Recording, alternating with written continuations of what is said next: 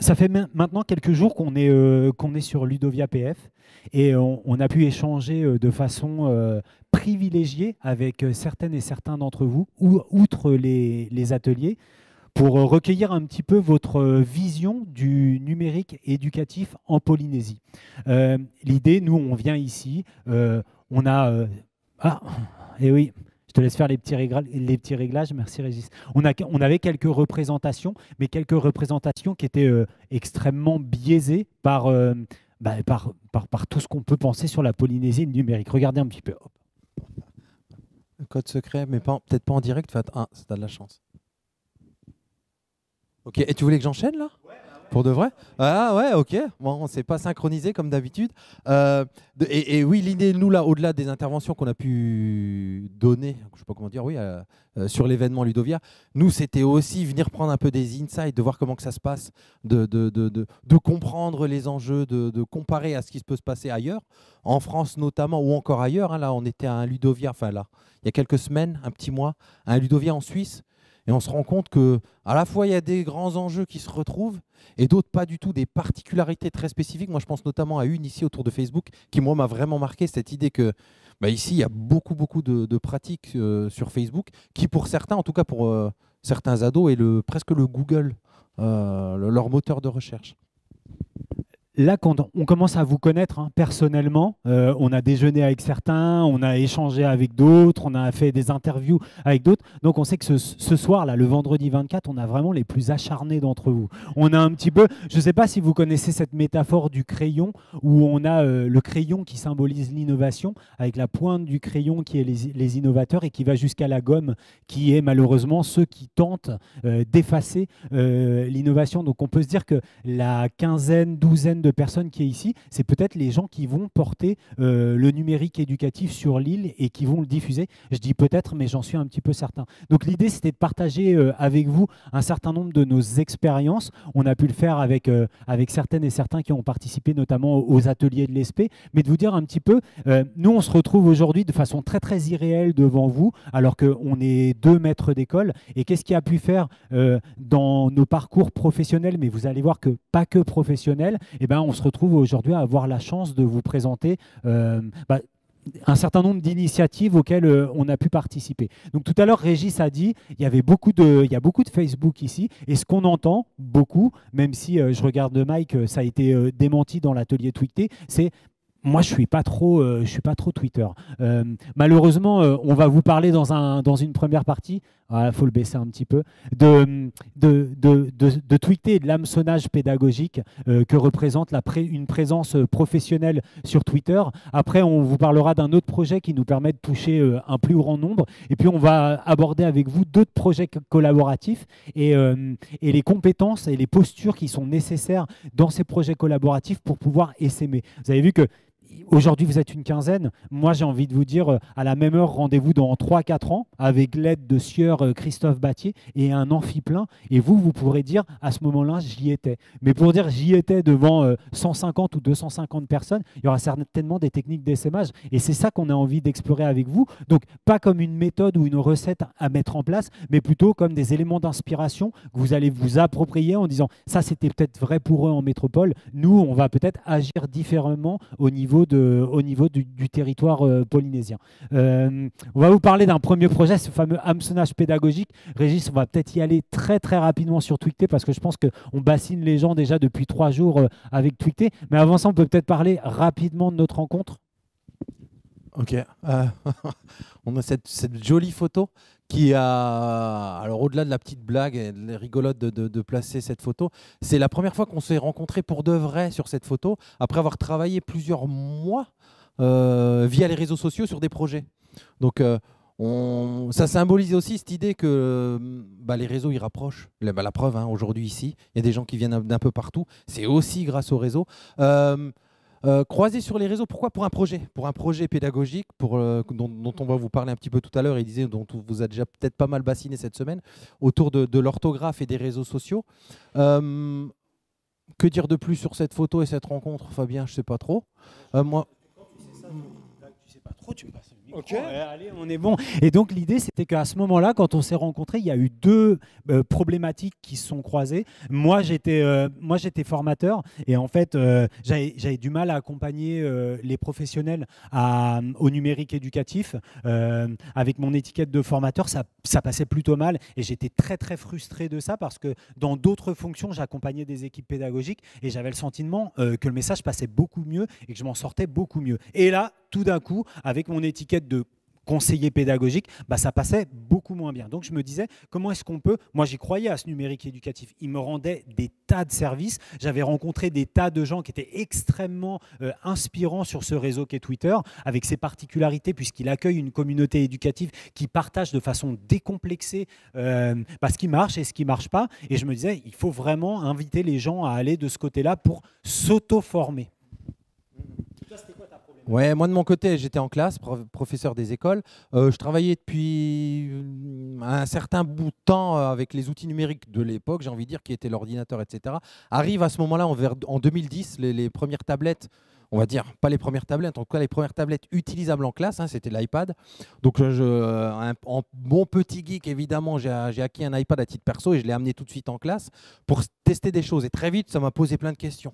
C'est-à-dire qu'il y avait des usages, il y avait quelques pratiques à découvrir, mais je ne savais pas trop comment l'intégrer, etc. Donc ça m'a posé beaucoup de questions et de fil en aiguille, 1 ou 2 ans après, je me suis lancé le défi avec une collègue de mon école à se dire, OK, il y a quelque chose à faire, sauf qu'il n'existe pas encore grand-chose. Et on se pose beaucoup de questions autour de ces usages. On s'est lancé dans un master MEF avec l'idée surtout de la partie mémoire de recherche. Et dans cette mémoire de recherche, moi, notre grande question de recherche, c'était intégrer un outil numérique tel que l'iPad, OK, mais où ? C'est-à-dire dans une séquence pédagogique, à quel moment ce serait ou ça pourrait être le meilleur levier pour un apprentissage riche des élèves. Donc vous voyez, la problématique, ce n'était pas juste de j'ai envie d'utiliser un outil, qu'est-ce que je peux en faire, ou regardons ce qui existe. Moi, j'avais déjà envie de cet œil à un petit niveau, hein, de la recherche, de me dire OK, je vais me lancer dans une petite recherche, voir d'autres enseignants qui utilisent cet outil. On en était un peu au balbutiement. C'était 1 an ou 2 ans après c'était 2012-2013, donc 2-3 ans après les premiers usages en classe, de voir comment on peut l'utiliser au mieux, quelles questions il soulève, parce qu'il en soulevait beaucoup, il en soulève encore aujourd'hui. C'est un peu plus naturel aujourd'hui de les utiliser en classe, on se pose moins de questions. Donc, quel serait le meilleur moment pour intégrer cet outil avec tout ce que ça peut amener comme sous-question en cascade derrière ça. Donc vous voyez que ça rejoignait, enfin c'était un autre pan de questionnement et de problématiques. C'est là qu'on se croise et évidemment, on va dire que ces deux univers, ça a tout de suite fait des étincelles parce que dès les premières rencontres, ça a challengé les choses où on se demandait comment nos questionnements mutuels pouvaient s'enrichir l'un l'autre. Et du coup, la rencontre de ces deux questionnements, elle s'est concrétisée avec un dispositif qui est le dispositif Twicté, sur lequel on ne reviendra pas au cours de cette conférence. Mais l'idée derrière, on a beaucoup parlé cet après-midi de l'activité pédagogique en elle-même, de ses fondements didactiques, de ses modalités de mise en œuvre. Mais derrière ça, pour de vrai, il faut vous le dire maintenant, c'était une forme d'hameçonnage. C'était un piège andragogique qu'on a tendu aux collègues. On s'est dit, pour que les collègues ils viennent vers nous, pour que ces collègues, on puisse avoir l'opportunité d'entrer en contact avec eux, pour les acculturer au numérique éducatif et qu'on ait notre chance de leur dire, venez voir, franchement, ça rend des services et ça permet d'amener la réflexion pédagogique plus loin que ce qu'on peut imaginer. L'idée, c'était de leur dire, on va vous mettre à disposition un dispositif clé en main que vous allez pouvoir appliquer tout de suite avec vos élèves. Mais par contre, derrière, il va falloir déjà utiliser ce réseau social Twitter. Vous vous souvenez que tout à l'heure, on a dit que derrière, la vitalité pédagogique du réseau faisait que si j'y rentrais pour une activité pédagogique et si par hasard, je furetais sur 2-3 comptes, comme celui de Battier, comme celui de Ludovia.org et d'autres comptes, j'allais découvrir une communauté d'enseignants qui allait partager. Je repense à ce que je disais tout à l'heure. C'est Mélina, ton prénom ? Mélina ? Avec Mélina, où on a parlé de Survive on Mars. Typiquement, Survive on Mars, on tombe sur Survive on Mars. Je suis une prof de SVT, j'ai envie de développer des escape games. Il se trouve qu'il y a une communauté de profs, de secondaires, de sciences qui mettent en place des escape games. Cette communauté, elle existe déjà. Donc plutôt que de se dire, dans mon coin, toute seule, je repars de zéro pour faire des escape games en SVT, on a déjà une communauté, une plateforme, une solution. Où est-ce qu'on va trouver ces collègues-là ? Aujourd'hui, ils sont sur Twitter. Je vous jure, je lève ma main droite, que je ne suis pas mandaté pour Twitter. Je le disais tout à l'heure quand on a ouvert l'atelier sur Twitter. Moi, je ne suis pas un utilisateur de réseau social à titre personnel. Je l'ai dit aussi l'autre jour au prof d'ESP. Mais par contre, là, j'ai un outil professionnel. Vous avez certainement des livres du maître. Vous avez certainement tout un tas de ressources que vous avez consultées, des blogs. Twitter est un outil professionnel de premier ordre pour les enseignants. Je peux vous le dire. Donc, créez-vous un compte professionnel. Dites-vous, je vais l'utiliser uniquement à titre professionnel. On peut même, et moi je le dis, sans complexe, se créer une bulle filtrante parce qu'on n'a pas envie, et là je regarde Anthony notamment, on n'a pas envie de tomber sur de sombres personnages qui vont venir nous pourrir un petit peu l'existence, que moi je ne rencontre pas et qu'on appelle les trolls. On n'en parlera pas maintenant, mais voilà. Et du coup, on a un formidable outil dans lequel je n'ai pas besoin d'aller chercher l'information. Ça prend du temps. Vous êtes des enseignants, donc vous n'avez pas de temps. Mais j'ai une information qui va venir à moi et une information qui est exactement paramétrée en fonction de mes besoins. Alors, au début, on était clairement dans l'entre-soi, c'est-à-dire ceux qui arrivaient à la fois dans Twitter et à la fois dans le dispositif Twitter. C'était des geeks, hein, faut pas se le cacher, ou des fins connaisseurs. Donc ils arrivaient, ils connaissaient Twitter par cœur. On devait faire une visioconférence, ça roulait tout seul, tout fonctionnait. Le moindre outil numérique, ils connaissaient, ils maîtrisaient. Ce qui est devenu intéressant, quand ça a commencé à devenir intéressant, c'est quand on avait, comment dire, alors je sais pas comment le dire, le prof lambda, le prof qui n'utilise pas de numérique, qui dit, moi, Twitter, ça m'intéresse. Par contre, je connais pas du tout Twitter. Alors on dit on va faire une visioconférence. Ok, mais j'ai jamais fait de visioconférence. Pas de souci, on va te montrer comment faire une visioconférence.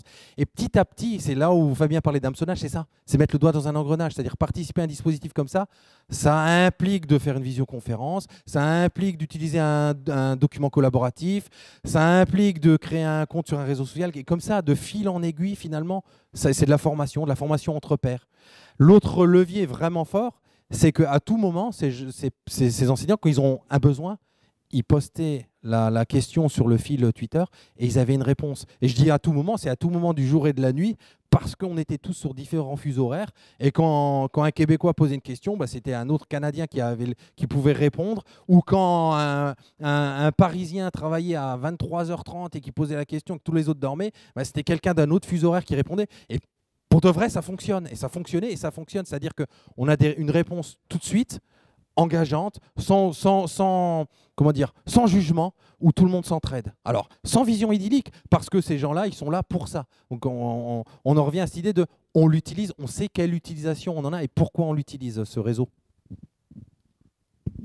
Alors du coup, vous vous souvenez, je vous parlais tout à l'heure de ma problématique de formateur. Là, je me dis, on a mis le doigt dans quelque chose d'assez intéressant. Alors, tous les jours, il faut m'imaginer avec mon petit cartable. J'étais conseiller pédagogique, donc j'allais voir les collègues. Ça se passait souvent bien, des fois ça se passait moins bien. Et puis, quand je rentrais, j'avais une deuxième vie, c'était celle d'animateur de communauté avec Twitter. Et là, c'était vraiment que du bonheur parce qu'il n'y avait que de la vitalité professionnelle et il y avait de l'énergie pédagogique. C'était vraiment un truc de fou. Et j'ai envie de dire, il y a une espèce d'énergie vertueuse qui fait que plus on fait des rencontres, plus on découvre des solutions, plus on vit ces expériences de partage et plus on a envie d'en avoir. Et c'est à ce moment-là où Régis me fait une proposition. On est quelques mois après le lancement de Twitter et Régis me dit ça fait longtemps, t'écoutes des podcasts, j'en écoute aussi. Ça fait vraiment longtemps que il y a quelque chose qui me trotte derrière la tête. J'aimerais qu'on fasse un podcast. Donc un podcast, c'est une émission radio qui est hébergée en ligne autour de l'école, l'éducation et le numérique. Donc il y avait à cette époque, il y a toujours à cette époque une famille de podcasts en Suisse qui s'appelle Nipcast, qui propose toute une série de programmes autour de la technologie, donc la technologie appliquée aux crypto-monnaies, aux technologies open source, au sport, au life hacking. Donc ils avaient toute une déclinaison, ils n'avaient rien autour de l'éducation. Donc on s'est dit, on va trouver encore une autre solution de formation ou d'accompagnement, ou en tout cas de diffusion des initiatives innovantes. On va faire un podcast. On a fait un pilote, on a envoyé le pilote. La famille de podcasts nous a dit, c'est très bien, maintenant vous faites une deuxième, une troisième, une quatrième émission. Et du coup, on a trouvé avec Nipédu une façon de continuer cet accompagnement. On vous parlait tout à l'heure de ces communautés qui étaient en ligne. La façon de donner une voix à toute cette communauté, de donner une voix à ce réseau social, c'était aussi de proposer cet autre média et cet autre type d'information aux collègues. Dis le renard. Dis le renard parce que vous avez compris qu'on l'idée, c'est aussi nous-mêmes de se nourrir, c'est-à-dire que nous, on se posait plein de questions, Et la meilleure façon de répondre à ces questions, c'est d'aller poser la question à des experts. Donc l'idée aussi autour de Nipédu, c'était d'aller voir les experts, les chercheurs, les cadres, etc. Leur poser les questions que nous-mêmes on se posait et de donner accès à ça à d'autres. Parce qu'on s'est vite retrouvé, l'idée de départ d'un podcast, c'est 3 experts autour d'un micro. Et très vite, on s'est dit, mais non, c'est surtout pas nous les experts. Donc on discute, on parle de ce qu'on connaît à peu près. Et quand on ne connaît pas quelque chose ou quand on a envie d'explorer une thématique, eh ben, on va inviter le ou les experts autour du micro à partager ça avec nous, mais pas que avec nous. Du coup, comme on enregistre les choses, on le diffuse, on le donne à diffuser à tous ceux que ça peut intéresser. Donc l'idée autour du podcast, c'était vraiment ça.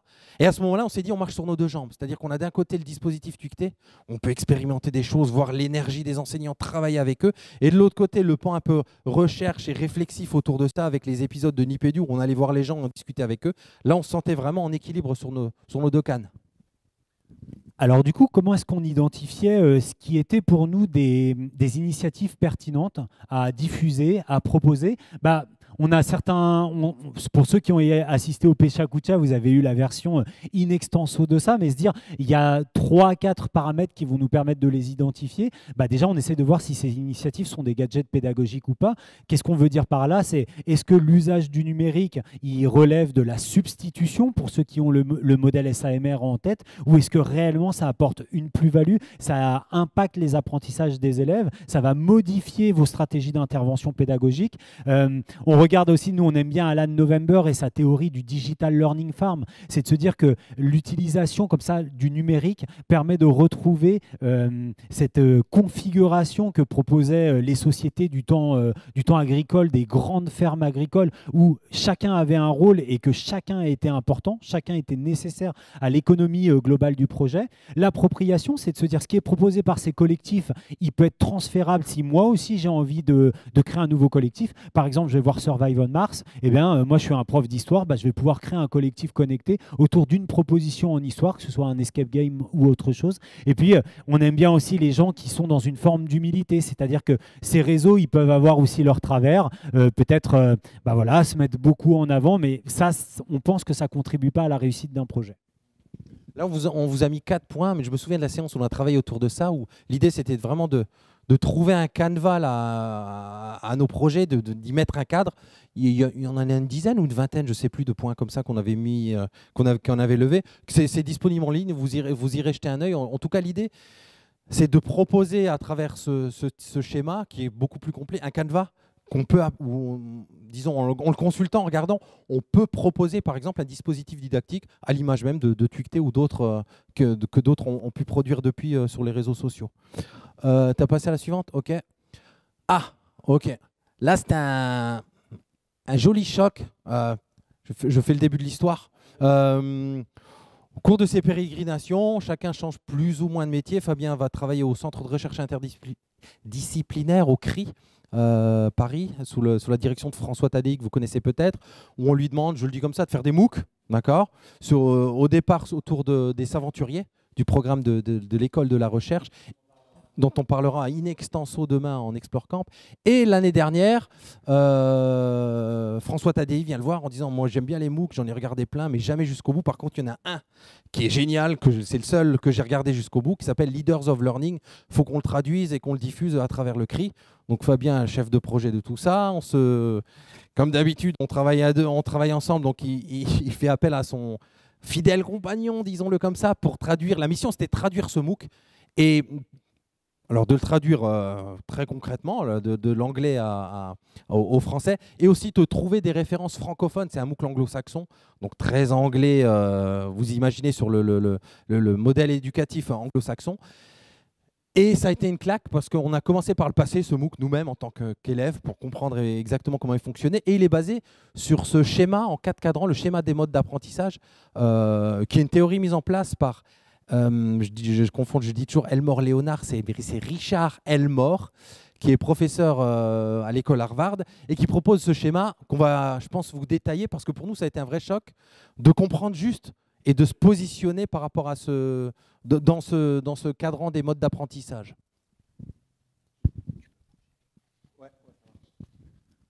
Ouais, ce qui a été très surprenant par rapport à cette demande, c'est que, comme vous l'a dit Régis, on ne s'attendait absolument pas à trouver une théorie qui puisse à ce point donner sens au cheminement et aux expérimentations dont on vient de vous parler. Donc en gros, cette théorie des modes d'apprentissage, vous le voyez, elle est organisée en 4 cadrans. Qui eux-mêmes sont bâtis à partir de 2 axes. Donc un axe horizontal qui va de hiérarchique à distribué et un axe vertical qui va d'individuel à collectif. Individuel jusqu'à collectif, qu'est-ce que ça veut dire? Là, on parle de vos convictions d'apprenants. Et ce que dit Richard Elmore, il dit, vous êtes des acteurs du monde de l'éducation. Derrière vos actions d'éducateurs, de pilotes pédagogiques, d'enseignants, il y a vos convictions d'apprenants. Quel apprenant êtes-vous? Donc d'ailleurs, ce MOOC, il commence par un test de positionnement façon Marie-Claire. Un peu, quel apprenant es-tu? Et c'est extrêmement intéressant parce que nous, forcément, quand on a commencé ce MOOC, on s'est vite appelé le soir en disant qu'est-ce que tu as eu, toi, comme résultat à chaque cadran? Bon, il se trouve que, sans surprise, on vous le livre maintenant. Comme on est tous les deux des enseignants qui ont été biberonnés à la sauce du socio-constructivisme, on s'est vite retrouvés ici, dans le collectif hiérarchique. Mais qu'est-ce que ça veut dire? En gros, repartons de qui vous êtes en tant qu'apprenant. En tant qu'apprenant, il y a plusieurs paramètres qui font que vous êtes l'apprenant que vous êtes. Lui, il en retient 2. Individuel ou collectif? Est-ce que vous préférez apprendre seul ou est-ce que vous préférez apprendre en groupe? Ensuite, on a cet axe horizontal, hiérarchique. Est-ce que vous êtes bien dans un système qui va vous guider dans l'apprentissage avec un référent qui va être un référent enseignant? Ce référent enseignant s'appuyant lui-même sur des niveaux, des étapes qu'il faut passer en termes de niveau scolaire typiquement et même en termes de programmation des apprentissages. Là, on est du côté hiérarchique. Et plus on va du côté distribué, plus en gros, c'est le bazar dans les apprentissages, ou plutôt, vous allez pouvoir suivre les apprentissages que vous voulez, quand vous voulez, où vous voulez, de la manière que vous voulez.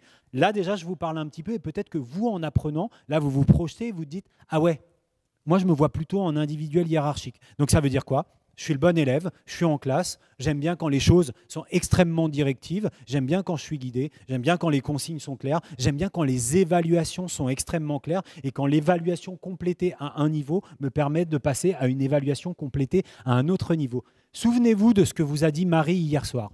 Hier, Marie vous dit, moi je fais la classe inversée, c'est génial, tout le monde s'éclate, on a un véritable engagement intellectuel des élèves, on est en réussite, etc. Sauf les bons élèves. Les bons élèves sont perdus. À l'aune ou plutôt à la lumière de la méthode de Richard Elmore, du cadre théorique, on comprend tout à fait. Ça veut dire que cet élève, effectivement, il a du mal à rentrer dans ce cadre d'apprentissage parce que ses convictions, alors là, ce sont souvent des convictions qui sont acquises par le milieu familial. Les bons élèves sont ceux qui sont dans un schéma de réussite, qui comprennent bien les codes de l'école. Eh bien, lui, il est complètement déstabilisé parce que vous allez l'emmener dans un autre cadre d'apprentissage. Il faut savoir que ce cadre, il s'applique au mode d'apprentissage, à vos convictions, mais du coup, on peut le décliner sur la pédagogie que vous mettez en place, on peut le décliner sur l'organisation spatiale de votre classe, on peut le décliner, tiens, je repense au hackathon d'hier, on peut aussi le décliner sur le pilotage pédagogique d'un cadre ou de quelqu'un qui est au pilotage pédagogique dans un environnement éducatif. Typiquement, ce que dit Elmore dans ce MOOC, donc il faut se souvenir que ce MOOC, il est proposé aux étudiants, allez, on va dire, de l'ESPE d'Harvard.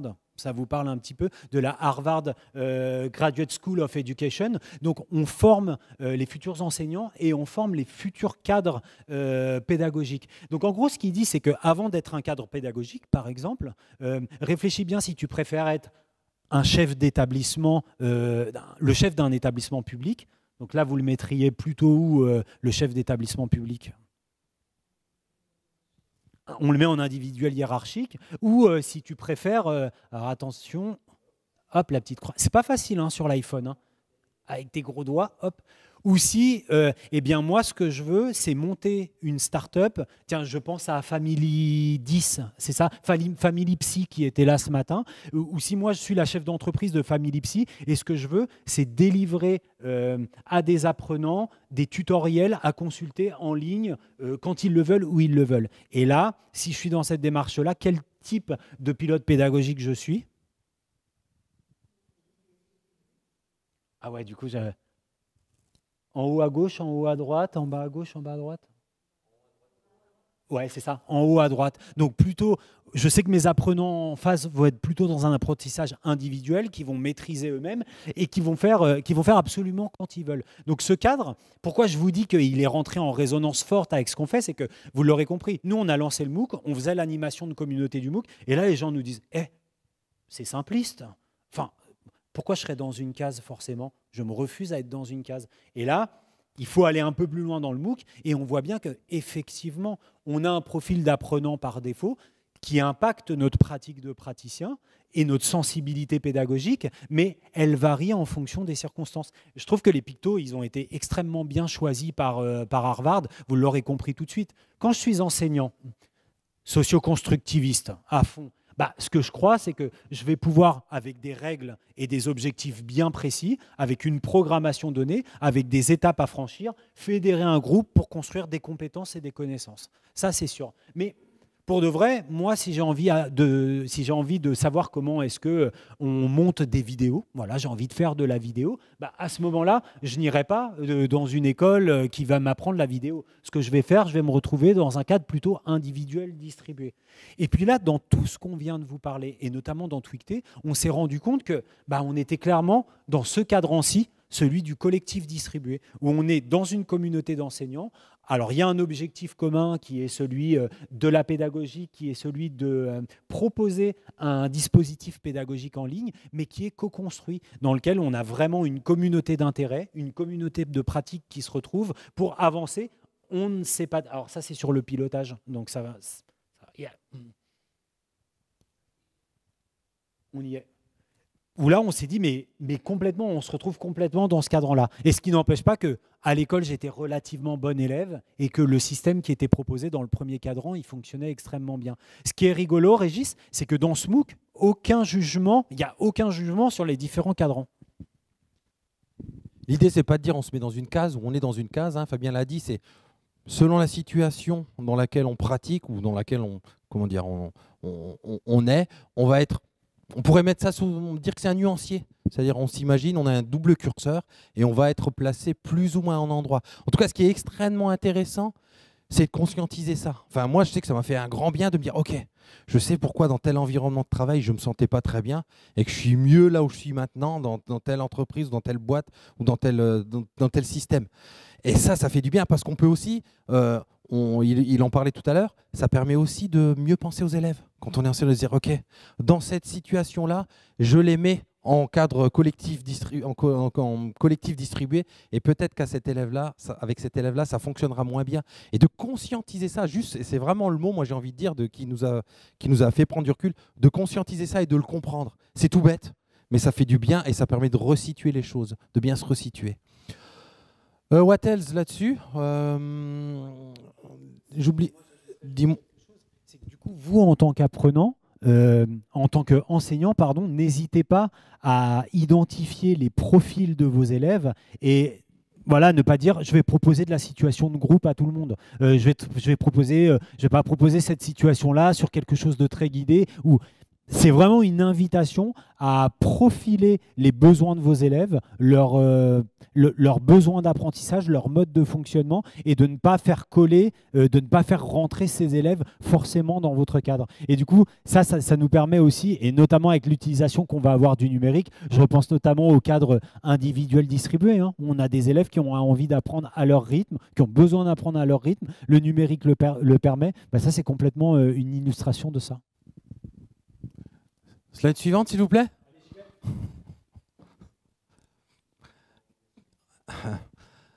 Ah oui, ok, voilà. On va les prendre dans le désordre. Peut-être la recherche, j'en parlais tout à l'heure. Plus en plus, on a envie et on se dit, ok, tous ces projets sont bien bons, on a pris beaucoup de données, c'est même devenu une obsession chez Fabien de récolter des données autour de tout ce qui est fait pour avoir de la matière à étudier. Et la recherche, moi ce pan-là, il me fait tout de suite penser à dans notre dispositif dont on n'arrête pas de parler, pas parce qu'on sait qu'il marche, justement, on ne sait pas s'il marche. Et la grande question, c'est de savoir est-ce que ce dispositif tucté, il fait vraiment mieux réussir les élèves? Est-ce qu'il fait vraiment travailler les enseignants ensemble de façon productive? Est-ce qu'il leur amène vraiment du développement professionnel? Il n'y a que les chercheurs qui peuvent le dire, et nous, on n'est pas du tout chercheurs, vous l'avez bien compris à notre dégaine et à notre façon de parler, je pense. Mais il y a des chercheurs pour ça, mais ça c'est bien. Et donc dans le dispositif qui est devenu une association depuis, on fait partie, on a d'un consortium, d'un projet IFRAN plutôt, qui est un consortium avec des académies, des labos de recherche et un partenaire industriel. Et nous, ce qui nous intéresse là-dedans, vous l'avez compris, c'est la recherche. Et donc on a donné les clés de tout ce dispositif aux chercheurs, de toutes les productions, de toutes les données qu'ils peuvent récolter. Ils vont dans les classes, ils vont aller étudier ce que font les élèves, ils vont regarder leurs cahiers, ils vont les interroger, ils vont les filmer pendant qu'ils pratiquent. Ils font la même chose avec les enseignants. Ils ont les clés de tous les échanges que peuvent avoir les enseignants qui pratiquent dans ce dispositif via une messagerie qui s'appelle Slack, dans laquelle on travaille. Et donc, ils récoltent toutes ces données, ils font j'ai envie de dire, leur travail de chercheur. Et c'est eux qui vont venir dire tiens, ça fonctionne, ça c'est intéressant, ou ça fonctionne pas du tout, ou là vous êtes complètement leurré, vous avez dit que ça pouvait marcher, parce qu'on a cet effet, hein, un enseignant très motivé par un dispositif, et si ce dispositif il est génial, avec ça mes élèves ils apprennent, ils sont heureux, ça marche bien, et puis non, pas forcément. Hein. Là, il y a par exemple je pense à certains retours de certains élèves où les chercheurs nous disaient ok, le maître il est super motivé, il dit que ses élèves ils apprennent, ils sont ultra heureux, mais moi quand j'interroge les élèves, ils disent il nous saoule le maître avec sa dictée, là, nous on préférait une vieille dictée traditionnelle. Bah ouais, ça existe. Et donc il faut, pour mieux cerner à quel point ça fonctionne ou ça fonctionne pas, et quel est le degré de la motivation, elle aide les élèves ou elle les aide pas, eux vont faire ce travail et eux vont venir nous dire voilà les leviers vers lesquels vous devriez aller pour améliorer ce dispositif. Il n'y a qu'eux qui peuvent faire ça. Et j'ai envie de dire, c'est grâce à tout ce boulot des enseignants qui ont produit ces choses, qui échangent entre eux et qui sont librement accessibles. C'était aussi un pari, là. C'est un vrai pari, hein, et les chercheurs nous l'ont dit à plusieurs reprises, de dire, OK, on donne, c'est open bar, vous venez voir tout ce que vous voulez, tout est accessible. C'est un risque aussi, hein. Ils vont très bien peut-être nous dire, votre truc est nul, il n'y a rien qui fonctionne, il n'y a pas de levier de développement pour les enseignants, et peut-être les élèves apprennent rien du tout. Bon, nous on espère, j'ai pas envie de dire tout le contraire, mais qu'il y a certains leviers, en tout cas, qui viennent être fonctionnels. Mais encore une fois, ça va être à eux de nous dire ça. Ah, mais avec plaisir. Par rapport à ça, il y a une très belle conférence qui a été filmée l'année dernière à Ludovia Suisse, en soirée, par Pierre Dillenbourg, qui s'appelle la Samarchologie. Vous tapez Pierre Dillenbourg avec 2 L, avec un G à la fin, Ludovia CH. Vous tomberez dessus. Elle n'est pas sur YouTube parce que c'est des Suisses, ils sont à part, ils ont leur truc à part, leur serveur à part. C'est hyper long à regarder. J'ai demandé à les récupérer, les mettre sur YouTube. Ils m'ont dit réfléchis. Ça fait un an. Et je passe un message. Elle est où la caméra? Mais Pierre Dillenbourg, vous pouvez la suivre, cette conférence, la Samarchologie. C'est qu'est-ce qui fait qu'un prof pense que ça marche dans sa classe? Donc on est loin de la recherche, mais déjà en eux-mêmes, les enseignants, ils disent ce dispositif, ça marche parce que mes étudiants le prennent, ça marche parce que je suis content d'enseigner. Voilà, la Samarchologie. Et du coup, pour faire le lien, vous vous lancez dans une initiative pédagogique, allez chercher des chercheurs pour de vrai. Je sais que dans cette salle, certaines ont déjà la double casquette et ils pourront vous le dire, hein, c'est vraiment hyper important parce que vous allez avoir un œil extérieur, un œil critique, parfois qui est pas une critique qui n'est pas très agréable à entendre, mais qui va permettre d'avancer dans la bonne direction. Le thème de cette conférence, c'était veille pédagogique, éco-formation. Donc l'éco-formation, c'est la formation entre pairs. Hein. On l'a abordé un petit peu avec Twicté et Nipédu. Et le développement professionnel. Moi, il y a un truc qui me fascine, c'est que les enseignants, c'est des gens qui sont à fond. En tout cas, les enseignants à fond, ils sont vraiment à fond. Et avant d'avoir ma vie de formateur, j'ai travaillé à accompagner des enseignants et j'étais impressionné par l'investissement, l'engagement, la conviction des enseignants que je voyais, la vitalité pédagogique. Et je pense que je n'ai jamais retrouvé ça dans une autre corporation. Et le grand paradoxe veut que ces enseignants, et surtout les plus motivés, souvent on en a besoin où? On en a besoin dans des classes. Donc s'ils restent dans les classes, c'est plutôt pas mal. Mais c'est dommage à titre individuel. Moi, je me suis dit, il y a beaucoup d'enseignants qui pourraient apporter bien plus s'ils avaient une voix qui portait un petit peu plus ou si on leur permettait d'aller un petit peu plus loin. Et en fait, Twicté, ça a été aussi l'idée, et l'IPDU, de donner de la visibilité à ces enseignants pour qu'eux-mêmes puissent essaimer plus largement ou puissent accéder à d'autres fonctions. Aujourd'hui, je pense qu'on est assez ému quand on pense aux Twictonautes, notamment aux gens qui ont commencé à l'aventure avec nous, qui étaient des PE, qui étaient des professeurs des écoles ou qui étaient des profs du second degré et qu'on retrouve aujourd'hui à l'épelle-mêle en formateur, qu'on retrouve en inspecteur ou en inspectrice, qu'on retrouve en DAN adjoint. C'est assez hallucinant. Et ces gens-là gardent leurs convictions chevillées au corps. Donc, j'ai envie de dire, on peut avancer tout seul dans sa classe, c'est un choix et c'est très bien, on peut être aussi tranquille, mais on peut aussi créer de l'énergie entre enseignants et se donner plus de visibilité. Et je pense que j'enchaîne, Régis, mais on n'a pas si on a le pôle institution, les institutions sont extrêmement sensibles à ça. C'est-à-dire qu'au bout d'un moment, ils vont vous repérer vous, mais ils vont vous repérer en tant que faisant partie d'un collectif. Et ce qui va permettre vraiment de donner de la visibilité, c'est le fait que ce n'est pas une initiative isolée, mais c'est ce groupe d'enseignants qui fait partie d'une constellation qui elle-même supporte une initiative. Je ne sais plus du tout ce qu'on voulait dire par international, mais ça me fait penser à partenariat.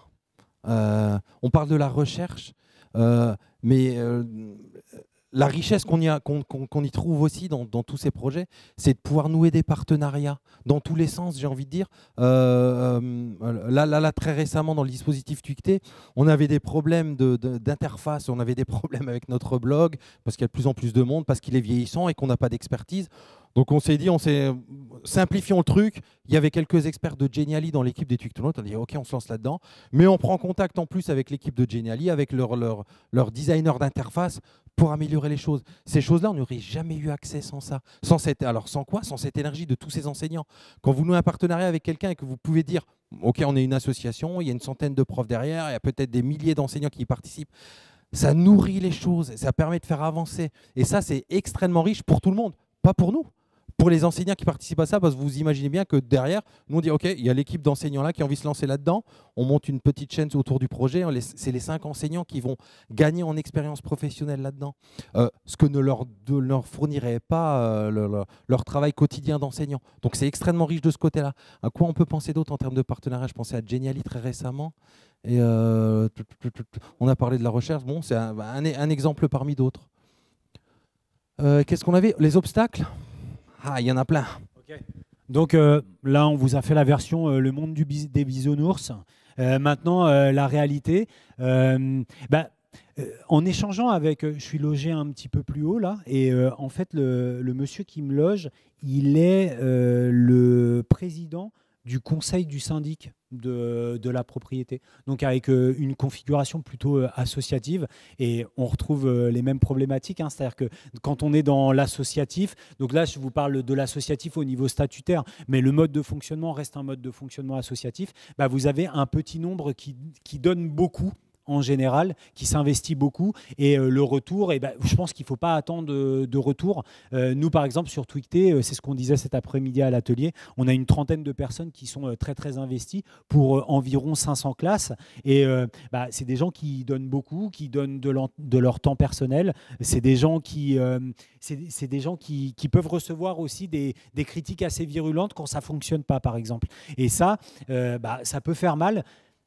Oui, certes, mais j'ai envie de dire que cet obstacle, je le transforme en opportunité parce que ça nous permet aussi de travailler notre positionnement. C'est-à-dire que quand on se retrouve face à ces difficultés-là, comment on réagit, apprendre à garder la tête froide, à relativiser, à crier dans la boîte. Nous, on a inventé des super systèmes pour crier dans la boîte. Je lui mets un message à lui où je le pourris par écrit. Je m'en prends à lui, par exemple, et après, tout va très bien. Je peux repartir d'un bon pied. Et c'est vrai que ça, c'est une forme d'obstacle. Je pense que toi, tu vois aussi d'autres obstacles pendant que je vais rebrancher le...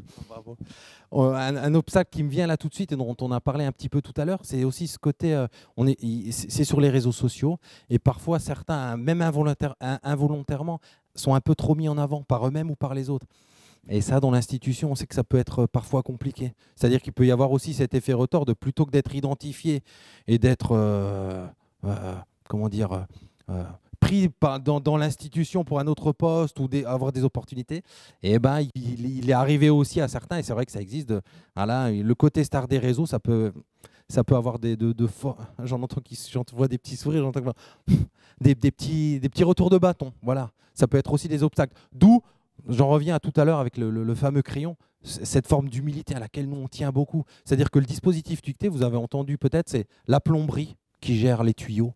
Et la plomberie, c'est plein de personnes. C'est pas une personne en particulier, c'est pas un plombier en particulier, c'est un collectif. Et c'est important que tout le monde soit, j'aurais presque envie de dire, ouais, caché derrière le collectif. Chacun donne sa force au collectif, chacun bénéficie du collectif de façon presque anonyme, quoi. Donc ça, c'est important aussi de le garder à l'esprit. En tout cas, c'est important dans les projets que nous, on a pu mettre en place ou piloter. Est-ce que tu penses à un autre obstacle particulier ? Non, je vais faire juste la synthèse de cette diapositive alors que tu te prépares déjà à aller passer la suivante.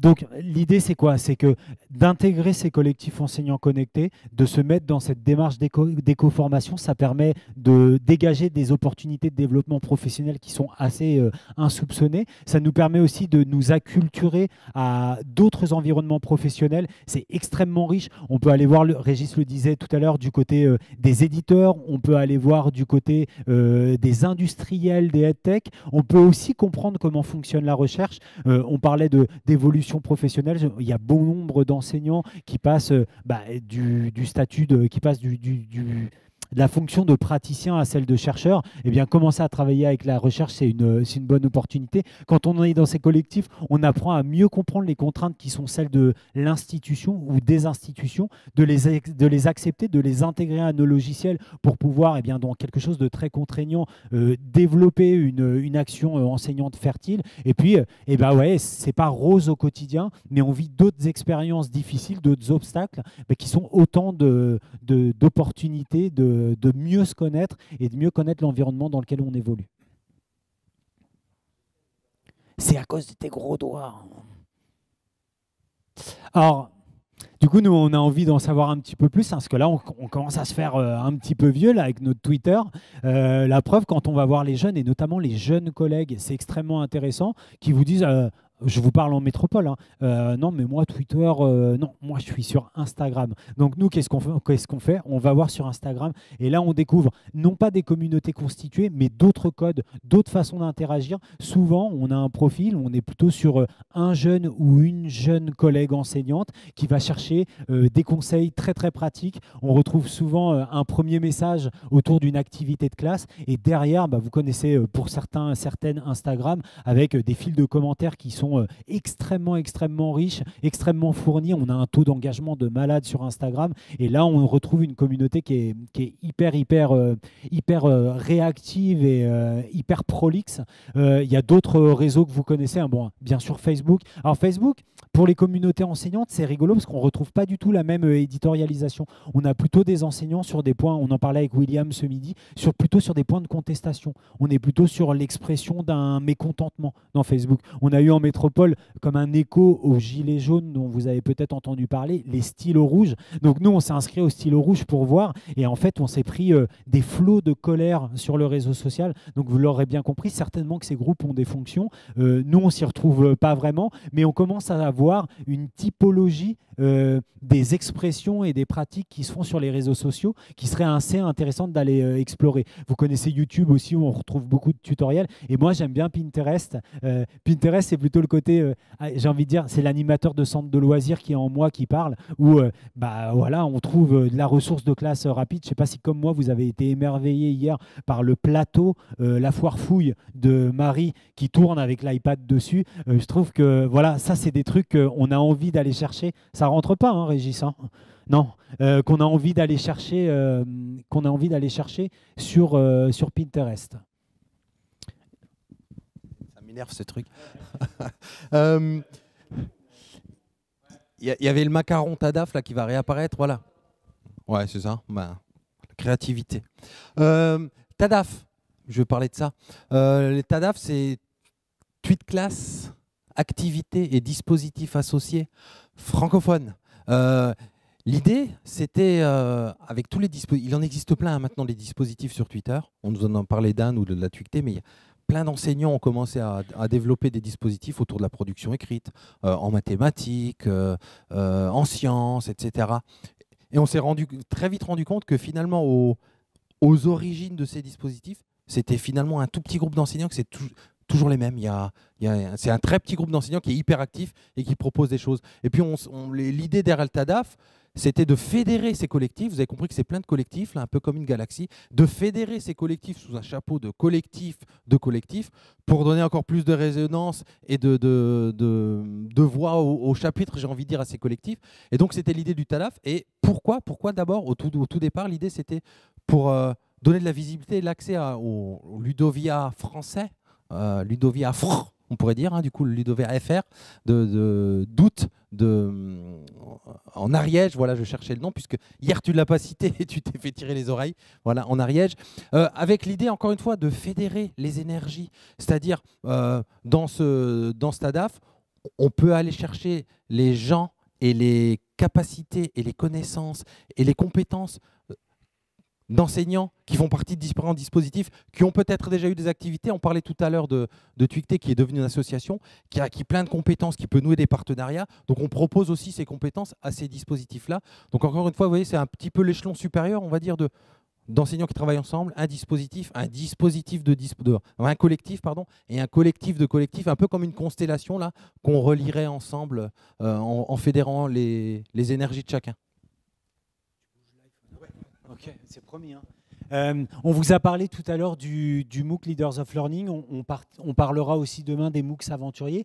Les MOOCs, c'est une super opportunité aussi de rejoindre des communautés sur des sujets de niche. Donc les MOOCs, peut-être qu'on va déplier l'acronyme de Massive Open Online Courses. Donc, ce sont des cours de formation, des parcours de formation en ligne. Nous, on vous conseille particulièrement la plateforme Fun pour France Université Numérique. Allez-y, abonnez-vous et inscrivez-vous à la newsletter et vous allez voir qu'il y a vraiment des parcours de formation pour tout et n'importe quoi. Le dernier que j'ai suivi, c'est sur les abeilles et l'apiculture. Voilà. Et on trouve aussi des communautés et on peut vraiment se nourrir intellectuellement dans des domaines qu'on n'aurait pas soupçonnés. Et nous, on s'est vraiment régalé avec la communauté qu'on a retrouvée sur Leaders of Learning. On pensait trouver des profs. On a trouvé beaucoup de personnes du monde de la formation professionnelle et des ressources humaines. Donc là aussi, ça a été une ouverture d'esprit assez incroyable. Et d'ailleurs, ils ont constitué un groupe Facebook qui s'appelle MOOC Leaders of Learning. C'est ça, MOOC Leaders of Learning, où ils ont dit le MOOC va être fermé. Donc le principe, c'est qu'il y a une période d'ouverture, puis arrive une date de fermeture sur laquelle on n'a plus accès à un forum. Ils ont dit on ne peut pas s'en arrêter là, donc on va se retrouver sur un groupe Facebook. Donc ça a été un univers qu'on a exploré. Tout ce qu'on vous a présenté aujourd'hui avec Régis, il faut savoir que nous, on le fait dans le cadre de notre temps personnel, parce que ça nous amuse de faire ça. Parce qu'on vient de l'éducation et que la pédagogie est notre passion. Mais du coup, ça nous a propulsés dans des environnements professionnels qui nous ont identifiés en tant que, je ne sais pas si on peut dire experts, ou qui nous ont identifiés en tant que personnes qui, tout du moins, pouvaient correspondre à leurs critères de recrutement. Donc, c'est pour ça que je les ai mis en arrière-plan quand même. Régis, toi, tu as intégré le réseau Canopé. Alors, Canopé, c'est un opérateur public de formation et de diffusion de ressources pédagogiques. Donc, depuis janvier, Régis, je parle pour toi. Tu es à Canopé. Moi, j'étais au centre de recherche interdisciplinaire depuis 4 ans et puis je vais m'éloigner un petit peu de ce centre de recherche interdisciplinaire pour rejoindre une association qui s'appelle SynLab et qui propose des projets que vous connaissez peut-être comme Bâtisseurs du possible ou Être prof.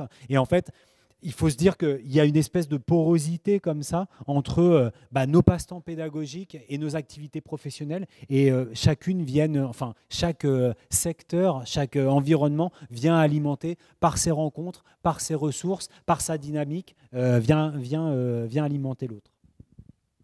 Je pense qu'on est plutôt pas mal au niveau du temps. Il doit rester une dizaine de minutes qu'on avait vraiment envie de garder pour pouvoir échanger avec vous autour de ces problématiques, autour de cette question, mais au-delà de tout ce que vous souhaiteriez aborder dans cette conférence qui vient un petit peu comme une conférence de pré-fin de Ludovia, puisque demain on va se disperser assez rapidement.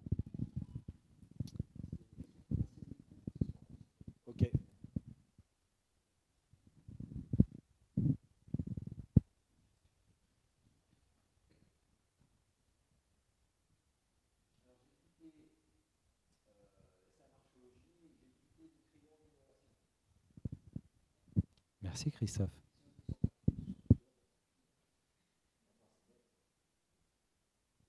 Alors, on peut rester un petit peu après pour ceux et celles qui souhaiteraient se créer un compte Twitter. Toujours pas.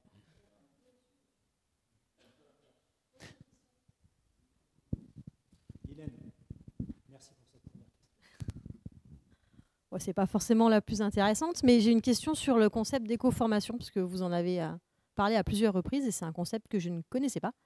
Donc du coup, c'est vraiment l'idée de la formation entre pairs, c'est ça, l'éco-formation, ou est-ce que ça va, enfin voilà, est-ce qu'il y a des choses que je rate? Qu'est-ce que c'est exactement ce concept? Alors c'est exactement ça, Guylaine, l'éco-formation que tu peux retrouver parfois théorisée sous le terme de hétéroformation, c'est le fait de se retrouver entre praticiens et de se former entre praticiens. En fin de compte, c'est un petit peu réducteur parce qu'on vous a parlé à la fois de l'éco-formation, c'est-à-dire le fait de se retrouver entre praticiens pour échanger autour de ce qui fonctionne et surtout, enfin j'ai envie de dire, et de façon assez inédite de ce qui ne fonctionne pas, parce que dans la culture de la formation continue, on n'a pas trop cette dimension de « allez, on va partir d'un plantage ». Ça a beaucoup évolué ces derniers temps. Je pense notamment aux Lesson Studies japonaises que vous connaissez peut-être, où on a un petit groupe de pilotage qui va concevoir une séquence d'apprentissage. Elle est souvent chapeautée par un acteur extérieur, souvent un acteur de la recherche. Et l'idée, c'est on va co-construire ensemble. Par exemple, Guylaine et toi et moi, on va faire une séquence d'anglais. Et à tour de rôle, chacun va présenter une séance à ses élèves. L'autre va être en fond de classe, on va se mettre des critères d'évaluation et tout ça, on le présentera dans un dispositif de type collectif où on va avoir d'autres acteurs qui peut-être auront eux aussi mis en place la séquence et on va brainstormer pour échanger, sur cette initiative. Donc ça, c'est plutôt l'éco-formation en disant entre praticiens, on a des ressources suffisantes et nécessaires pour améliorer nos pratiques. Parallèlement, vous l'avez entendu, notamment quand on a parlé de la recherche, on pense que cette éco-formation, elle doit venir à un moment s'interroger et se dire, ou plutôt aller chercher des acteurs extérieurs qui vont pouvoir éclairer ça. Donc l'idée, c'est pas d'avoir, allez, je vais la faire caricaturale, un institutionnel qui va arriver, qui va dire l'enseignement de la lecture, ça se fait comme ça. Mais plutôt de se dire, on a un contexte d'enseignement de la lecture, voilà comment nous, on imagine pouvoir le mettre en place avec une hypothèse de travail, avec des modes d'action qui vont correspondre aux différentes stratégies pédagogiques des acteurs en place. Et puis peut-être on va être capable d'aller chercher des ressources. Pourquoi pas la recherche, mais pourquoi pas ce même institutionnel pour l'inviter à venir observer et nourrir la réflexion pour une deuxième version de cette initiative qui sera améliorée. Donc en fait, on est dans l'éco-formation, mais j'ai envie de dire les praticiens prennent en main leur processus de formation, pas parce qu'ils excluent les autres acteurs du monde éducatif, mais parce qu'ils sont eux-mêmes à même d'aller les chercher au moment donné pour apporter des éclairages qui vont permettre d'améliorer les pratiques. Ouais. Dans éco-formation, je vois aussi l'idée de, c'est dit en sous-texte dans ce que tu dis, de sans forcer, c'est-à-dire j'y vais si j'ai envie et j'y vais quand j'ai envie.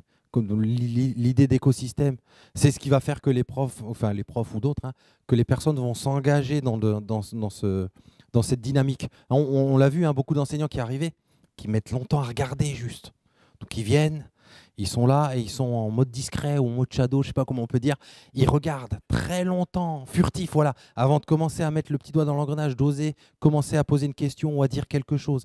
Et cette dynamique, on a peut-être sans doute plus le temps hors institution de l'apprendre que dans l'institution où parfois on est contraint par un calendrier, quelque chose, ou peut-être ça peut être plus compliqué. Mais si j'en reviens tout à l'heure on parlait de recherche, c'est aussi le pan de la recherche que regarde du côté d'IFRAN, c'est se dire, est-ce qu'un dispositif comme ça, il est institutionnalisable? Est-ce que ça pourrait fonctionner dans une institution très individuelle, hiérarchique, on peut le dire, comme l'éducation nationale, ou de voir au moins quel parallèle on pourrait y faire. Je repense une fois de plus à Mélina qui est prof de SVT et je me dis, là on a partagé ça avec Moea et avec les collègues Twictonautes qui étaient à la formation de tout à l'heure. En fait, nous on est parti en disant par exemple dans Twicté, on a dit les gars, on part et on déconnecte, on va avoir d'autres choses à faire. Bathier nous a chargé comme pas possible, on va pas pouvoir lancer la Twicté. C'est la première fois en 6 ans qu'on ne lance pas une Twicté. Donc on est parti.